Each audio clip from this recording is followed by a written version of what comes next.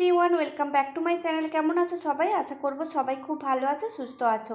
আমার চ্যানেলে নতুন একটা ভিডিওতে সবাইকে স্বাগত জানাচ্ছি। প্রত্যেক দিনের মতো আজকেরও বেশ কয়েকটা কিচেন টিপস নিয়ে আবারও আজকে চলে এলাম। আশা করছি প্রত্যেকটা টিপস তোমাদের অনেক কাজে লাগবে। তো দেখে নেওয়া যাক আজকের প্রথম টিপস। তো কাপ তো সবাই আমরা বাড়িতে ব্যবহার করে থাকি। কাপগুলো যেটা সমস্যা হয়, ব্যবহার করতে করতে পুরো কাপটাই ভালো থাকে, কিন্তু এর যেই ডাটিটা থাকে ডাটিটাই সবার আগে ভেঙে যায়। এই জন্য প্রায় সব বাড়িতে দেখবে ডাটি ভাঙা কাপগুলো ব্যবহার করতে।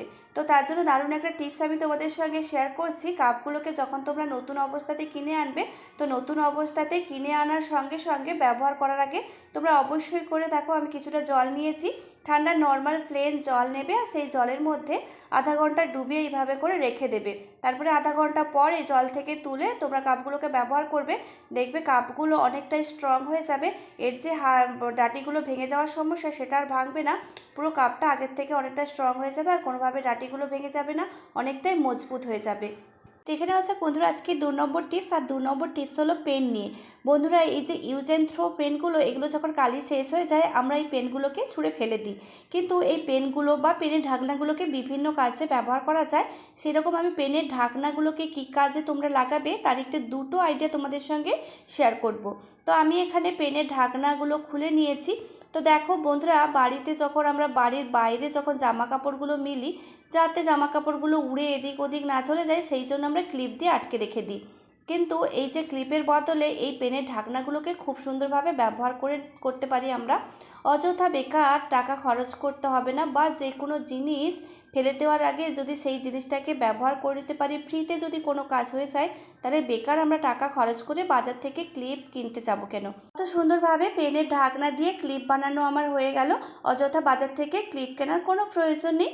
চলে এলাম বন্ধুরা হচ্ছে আজকের পরবর্তী যে আইডিয়াটা তোমাদের সঙ্গে শেয়ার করব। তো তার জন্য নিয়ে নিতে হবে হচ্ছে ডবল সাইড টেপ। তো ডবল সাইড টেপ আমি 3 টুকরো কেটে নিয়েছি, যেহেতু পেনের ঢাকনা আমার 3টে রয়েছে, তো সেই জন্য আমি 3 টুকরো এখানে ডবল সাইড টেপ কেটে নিলাম। তো কেটে নেওয়ার পর ছোট্ট টুকরোগুলোকে পেনের ঢাকনার এক সাইডে আমি লাগিয়ে নিচ্ছি। লাগিয়ে নেওয়ার পরে এই যে পেনের ঢাকনার যে ওপরের দিকে একটা অংশ বেরিয়ে আছে, তো সেটাকে হালকা করে আমি বাঁকিয়ে দিচ্ছি, যেহেতু একদম সেটে রয়েছে ঢাকনার সঙ্গে, সেই জন্য হালকা করে একটু বাঁকিয়ে দিলাম। বাঁকিয়ে দেওয়ার পরে ওপরের যে হালকা পাতলা পেপারটা আছে সেটাকে তুলে দিলাম। তুলে আমরা যদি কোনো দেওয়ালে কিংবা দরজার পেছনে এইভাবে ডবল সাইড টেপের সাহায্যে এগুলোকে আটকে দিই, তাহলে যে ছোট ছোট চাবিগুলো আমরা ব্যবহার করে থাকি, সেই চাবিগুলো রাখার জন্য আমরা বাজার থেকে অনেকগুলো টাকা খরচ করে কি হোল্ডার কিনে নিয়ে আসি। তো বাড়িতে ফেলে দেওয়া জিনিসগুলো দিয়ে খুব সুন্দরভাবে কি হোল্ডার আমরা বানিয়ে নিতে পারি। এই ছোটো ছোটো চাবিগুলোকে এর মধ্যে খুব সহজে আমরা হ্যাং করতে পারি, বা বাচ্চাদের আই কার্ড এগুলো আমরা খুব সহজে এর মধ্যে রাখতে পারি, কোনো অসুবিধা হবে না। খুব বেশি ওয়েট এর মধ্যে চাপাবে না, একদম হালকা ফুলকা যে জিনিসগুলো সেগুলো আমরা খুব সুন্দরভাবে এর মধ্যে গুছিয়ে রাখতে পারি। চলে যাচ্ছি বন্ধুরা পরবর্তী টিপসে। ভাত রান্না করার সময় অনেক সময় আমরা একটু অন্যমনস্ক হয়ে যাই, আর অন্যমনস্ক হয়ে গেলেই সেটা হয় কি, যে ভাতগুলো অনেকটাই নরম হয়ে যায়, আর নরম ভাত আমাদের কারোরই খেতে ভালো লাগে না। যখন দেখবে ভাতটা একটু বেশি ফুটে গেছে, অনেকটা নরম হয়ে গেছে, তো তখনই তোমরা কি করবে, সোজা চলে যাবে ফ্রিজে।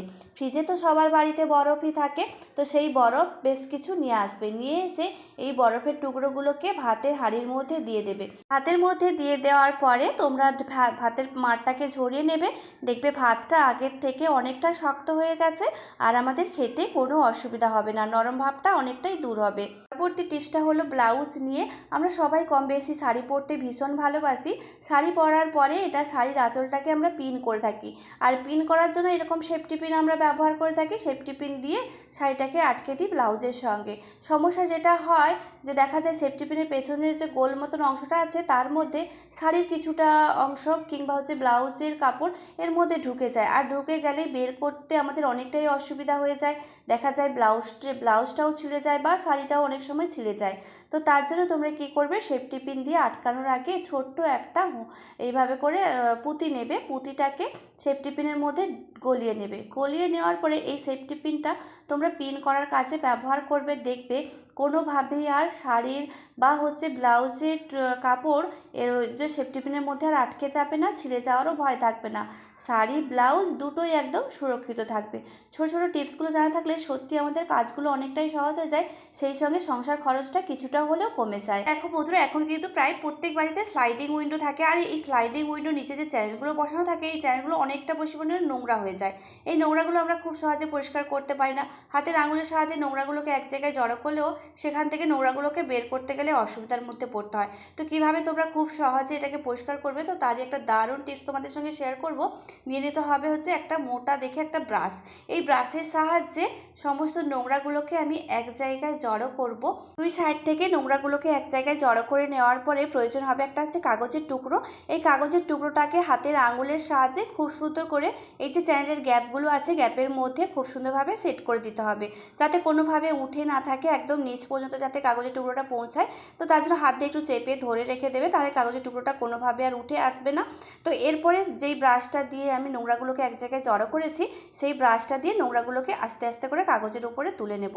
দেখো বন্ধুরা, এই নোংরাগুলোকে হাতের আঙুল দিয়ে তুলতে গেলে অনেকটা সময় লেগে যায়, বা ঠিকঠাকভাবে হাতের আঙুল যেহেতু এই চ্যানেলের গ্যাপের মধ্যে পৌঁছায় না, তো সেই জন্য ঠিকঠাকভাবে পরিষ্কার করাও যায় না। তো এইভাবে করে নোংরাগুলোকে এক জায়গায় জড়ো করে তারপর একটা কাগজের টুকরো বসিয়ে যদি এই নোংরাগুলোকে তুলে নিই, কত সুন্দরভাবে একদম সহজেই ঘন্টার কাজ একদম চুটকিতে হয়ে যাবে। হাতের আঙুল দিয়ে বা কোনো কিছু দিয়ে পরিষ্কার করতে গেলে অনেকটা সময় লেগে যায়, এইভাবে করে পরিষ্কার করলে চুটকিতেই আমি কত সহজেই নোংরাগুলোকে বাইরে বের করে নিয়ে আসলাম। এভাবে করে ছোট ছোট টিপসগুলো জানা থাকলে সংসারের কাজগুলো করতে আমাদের অনেকটা সহজ হয়ে যায়।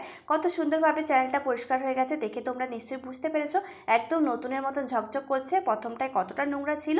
কোন টিপসটা সব থেকে বেশি ভালো লাগলো অবশ্যই কমেন্ট করে জানিও। তোমরা ভালো থেকো, সুস্থ থেকো। দেখা হচ্ছে তোমাদের সঙ্গে পরবর্তী এক নতুন ভিডিওতে।